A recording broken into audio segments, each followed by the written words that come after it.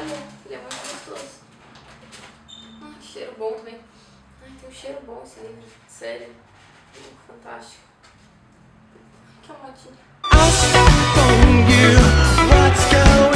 Olá, gente, tudo bom? Eu tô aqui hoje pra falar com vocês sobre o livro A Menina Submersa, da autora Kathleen R. Kiernan, publicado aqui no Brasil pela editora Darkside. Eu vou começar contando um pouquinho dos personagens, de como é que funciona a história, e depois eu vou contar o que eu achei pra vocês. A Menina Submersa conta a história da India Morgan Phelps, ou Imp, para os mais íntimos.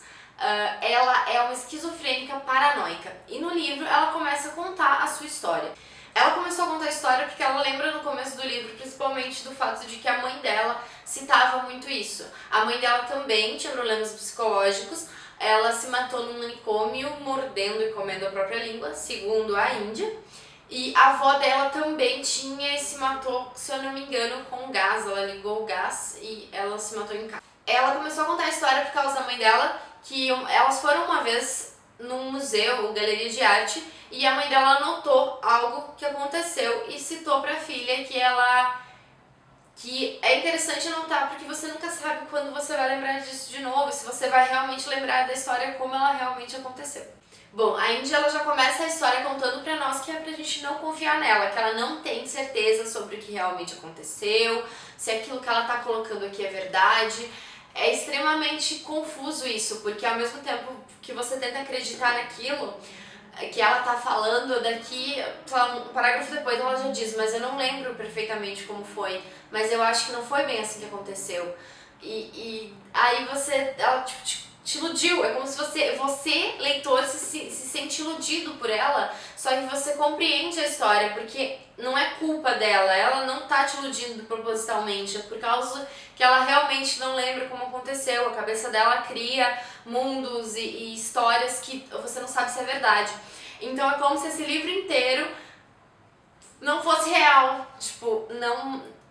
Tudo que ela te conta aqui, toda a história que ela passa, toda a ficção que tem nesse livro, obviamente ele não é real, é mentira, ao mesmo tempo que pode não ser mentira, pode ser verdade, então você fica confuso a leitura inteira, se ela tá mentindo pra você, se ela tá falando a verdade, se isso realmente aconteceu, você se questiona em relação à fantasia que tem no livro, se aquelas pessoas realmente existiram, todos os personagens que estão aqui você se questiona se realmente existiram, ou se foram frutos da cabeça da Imp. Outro personagem também que a Imp fala aqui no livro é o psiquiatra dela, que trata ela e atende ela, ajuda com medicação, dá receitas para ela se sentir melhor, ou se conseguir viver normalmente apesar do problema. Aí também fala da Abalin, que é uma transexual. A Abalin era homem, aí fez uma cirurgia e se tornou mulher. E aí fala do relacionamento delas, ela pega, a Abalin é expulsa de casa, da casa onde ela morava com a ex-namorada, e aí a Imp chama a Abalin pra vir morar na casa dela, bem aleatoriamente, tipo, te encontrei na rua, vem lá em casa, tá precisando de ajuda, eu vou te ajudar e pronto. Acho que a Imp ela não se preocupa com isso, tipo, ela não, talvez ela seja até ingênua quanto às pessoas, ela acredita... Talvez ela realmente é ingênua, ela acredita em tudo, tanto que ela acredita nela mesma, né, que aquilo que ela inventa é realidade. Então essa Abalin vai morar com ela, a Abalin ela faz resenhas de jogos, ela trabalha com resenhas de jogos e ela fica bastante em casa. A Imp, ela trabalha numa livraria, ao mesmo tempo que ela também pinta, e ela pinta quadros, ser bem específica, ela pinta quadros e ela escreve algumas histórias também, alguns textos que ela já enviou para jornais e tal. Ela é uma pessoa fantasticamente inteligente e interessantíssima. É muito interessante isso porque em muitos casos eles até falam que pessoas que têm esquizofrenia são muito mais inteligentes que pessoas comuns, que tem uma facilidade de compreender os conteúdos e de agregar conhecimento muito maior de quem não tem. A história da India Morgan Phelps fica ainda mais interessante quando ela encontra um ser estranho no meio da rua, chamado Eva Kenning. E a partir desse momento ela começa a acreditar em sereias, ela começa a acreditar em lobos, E aí ela cria toda uma história que você não sabe novamente se é verdade ou não, se realmente aconteceu.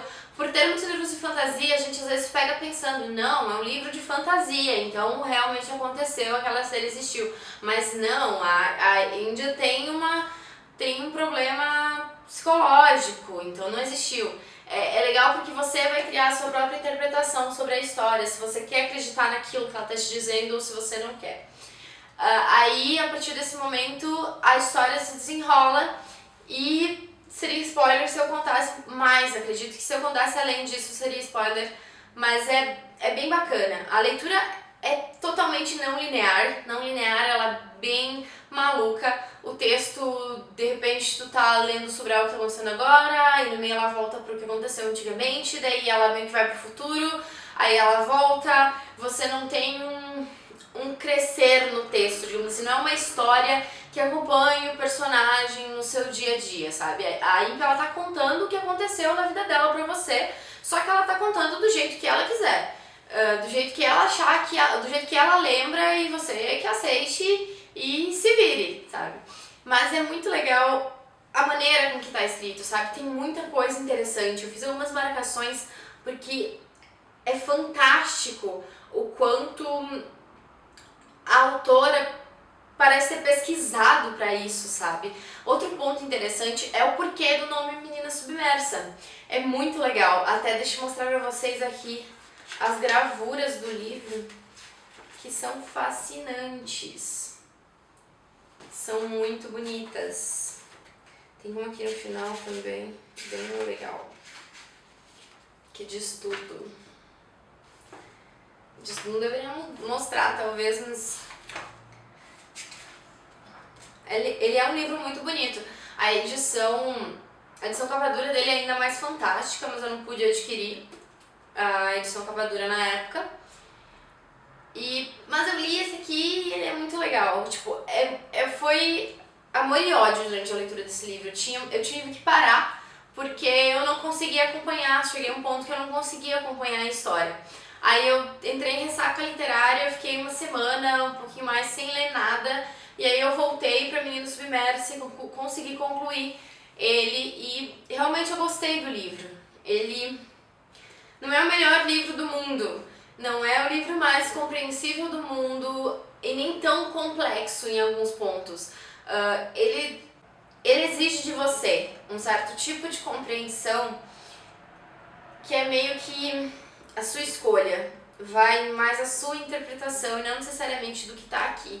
Muitos livros que a gente lê, é aquela história, uma história fantástica que uma pessoa criou e você tem que identificar, você não precisa identificar muito, na verdade você não precisa trazer mais do que está naquela história, você só tem que ler aquilo, gostar dos personagens, gostar da história e finalizar o livro achando ele o mais maravilhoso do mundo porque a história é fantástica e foi criada por alguém. Dessa maneira, você precisa ver o que você vai considerar dessa história, você meio que se torna um espectador daquilo, só que um espectador que tem que decidir se vai acreditar ou não na personagem principal, se vai levar pra si o que ela tá te contando.